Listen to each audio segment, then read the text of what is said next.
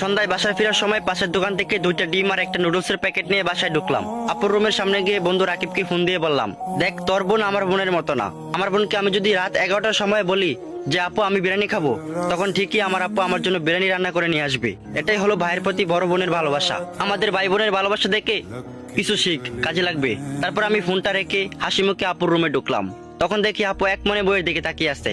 আমি একটু কাশির আওয়াজ করতেই আপু আমার দিকে তাকিয়ে বলল, আমাকে কি তোর গাড়ির টিউবের মতো মনে হয় যে তুই হাওয়া দিবি আর আমি ফুলবো? কয়েকদিন পর আমার পরীক্ষা, এখন আমার চোখের সামনে থেকে যা, আমি কোনো নুডলস রাঁধতে পারবো না। আমি তখন নুডলস আর ডিমগুলো আপুর বিছানায় রেখে বললাম, আমার ফ্রেশ হতে 10 মিনিট সময় লাগবে, ততক্ষণে আশা করি হয়ে যাবে। আপু তখন চিৎকার করে বলল, বান্দর, আমি বলছি না আমি পারবো না। আমি আর কিছু না বলে আপুর রুম থেকে সরাসরি চলে আসলাম।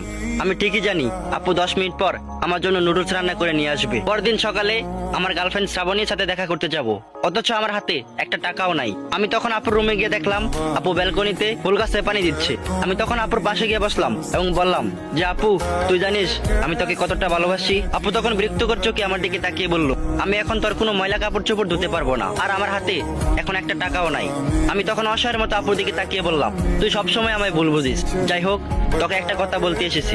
গলির মোড়ে একটা লোক অর্কিডের চারা গাছ নিয়ে বসে আছে, আর একটা অর্কিডের চারা 100 টাকা করে মাত্র।